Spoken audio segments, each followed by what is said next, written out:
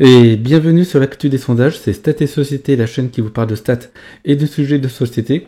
Cette vidéo aurait aussi pu s'appeler Harris en fuite chez Mélenchon, mais j'ai déjà fait cette blague assez deux fois, donc là je donne un autre titre qui est tout à fait possible pour cette vidéo, donc le début de journée folle. Il y a donc eu 2 sondages publiés sur 4, plus des fuites sur le troisième qui commence à apparaître dans les réseaux sociaux. Comme vous l'avez deviné, ça concerne Mélenchon. Et si j'ai mis Jean-Luc Mélenchon et Marine Le Pen ici en visage, c'est que des choses se jouent autour de ces candidatures.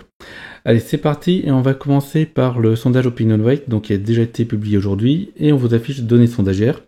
Donc 1500 personnes, donc cette fois-ci on n'a que des personnes interrogées cette semaine, lundi pour 500 personnes, mardi 500 autres et ce mercredi 500 autres personnes. On a les marges d'erreur et ce qui tombe bien avec OpinionWay, c'est que les marges d'erreur sont directement sur le graphique. Et c'est parti, on va afficher justement ce graphique. Donc pour ce premier tour, donc pas de changement pour Emmanuel Macron, toujours à 25. On note Marine Le Pen qui baisse légèrement de 17 à 16%, ça peut être une variation liée à la marge d'erreur tout simplement. On notera aussi Jean-Luc Mélenchon qui monte de 10 à 11%, donc 11% c'est son max sur OpinionWay, donc c'est plutôt une bonne dynamique pour lui. Et enfin on notera Fabien Roussel qui passe à 5% et Anne Hidalgo qui passe à 2%. Maintenant on va voir l'autre sondage qui est arrivé et celui qui a un petit peu, peut-être met un petit peu le feu actuellement, c'est celui des labs. Alors le sondage des labs, on va d'abord afficher ces données. Hop. Et si on mettait à la bonne place, ça serait encore mieux. Voilà. Donc 1300 à 1600 personnes, vous afficherez les données. Ce sont des personnes qui ont aussi été interrogées cette semaine, donc je crois que c'est lundi et mardi, donc c'est des données récentes. La marge d'erreur est légèrement plus importante que pour les sondages en rolling, puisqu'il y a un petit peu moins de personnes, mais on est dans le même zoo. Et là, vous avez aussi les commanditaires. Donc c'est parti, je vais tout simplement vous afficher maintenant le sondage lui-même.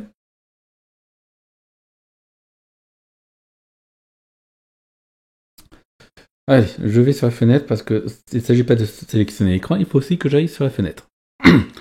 Donc ici, nous avons ici en plus les marges d'erreur. Alors, je vais voir quand même s'il y a les dates de, comment dirais-je, d'interrogation. Normalement, c'est au tout début, puis je reviendrai sur l'écran. Désolé pour le scrolling. Comme j'ai dit, c'était une vidéo rapide. Et 21-22 février, donc c'était bien lundi, mardi, et donc on revient là où on était, donc je vous affiche le graphique avec les marges d'erreur, ce qui est encore mieux, ça permet de vraiment appréhender les écarts et ce qui se passe.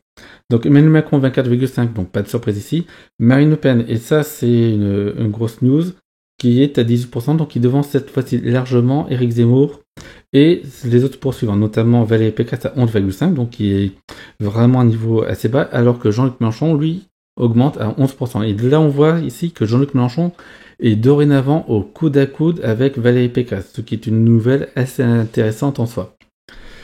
En termes de graphique, voilà ce que ça donne pour voir un petit peu les dynamiques. Hop. On passe rapidement sur le second tour.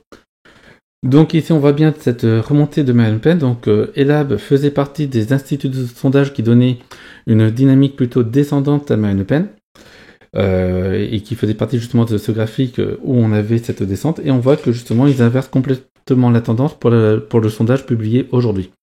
On notera aussi donc la baisse qui s'accélère pour Valérie Pécresse, donc on était la semaine dernière avec un coude à coude à 3, là maintenant il n'y a plus photo, il y a nettement Marine Le Pen nettement devant, suivi de Zemmour à 13,5, qui devance de 2 points Valérie Pécresse, donc on est à limite de marge d'erreur, mais c'est quand même un petit peu significatif. Et dorénavant, Jean-Luc Mélenchon qui est vraiment au coude à coude avec Valérie Pécresse.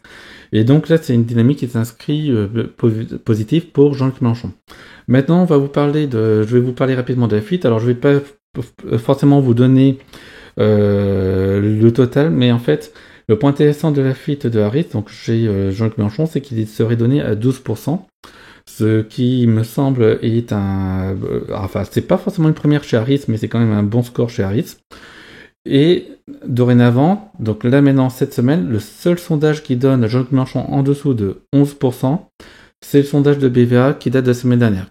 Il va être renouvelé en fin de cette semaine, ce jeudi ou ce vendredi.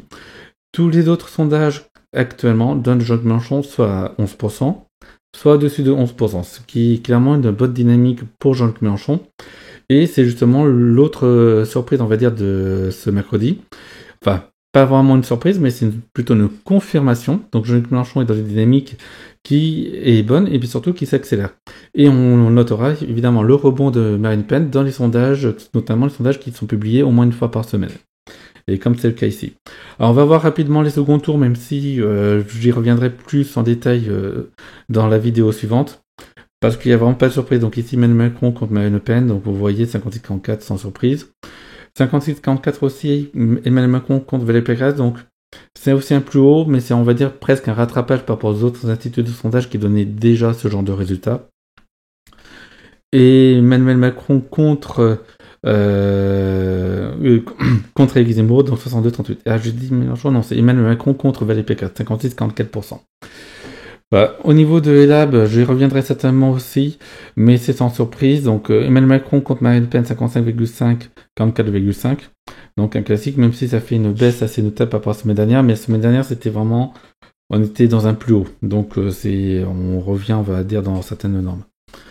Et concernant Emmanuel Macron et Éric Zemmour, donc là aussi, classique, c'est quand même un plus haut, c'est quand même un écart assez grand.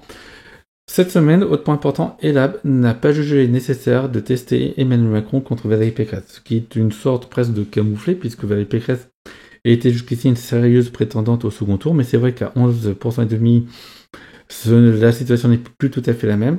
Cela signifie aussi que Elab ne croit pas à un rebond de Valérie Pécresse, parce que s'il pensait que c'était un plus bas, mais qu'il y avait un rebond possible, je pense qu'il aurait aussi montré Valérie Pécresse contre Emmanuel Macron pour le second tour. Là, c'est pas le cas. Donc voilà ce qu'on peut dire. Donc c'est une début de mercredi vraiment très intéressant. En lui-même, ça correspond presque, il y a même eu plus d'activité, on va dire, ce mercredi matin que durant toute la journée de ce mardi. C'est pour ça que je préfère vous faire une vidéo rapidement maintenant.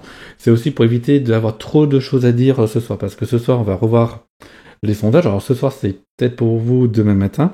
On va revoir les sondages de ce mercredi, on va voir ce que ça donne dans les récaps. Donc surtout, voilà, vous aurez donc la mise à jour des récaps pour la prochaine vidéo. On aura aussi l'IFOP, on aura aussi Harris Interactive.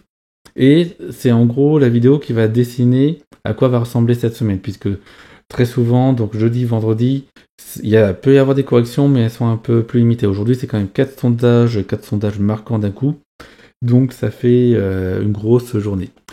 Donc voilà ce qu'on pouvait dire. Et puis là-dessus, j'arrête cette vidéo. Je vous dis à ciao, bonne fête de journée. Allez, bye bye, à la prochaine.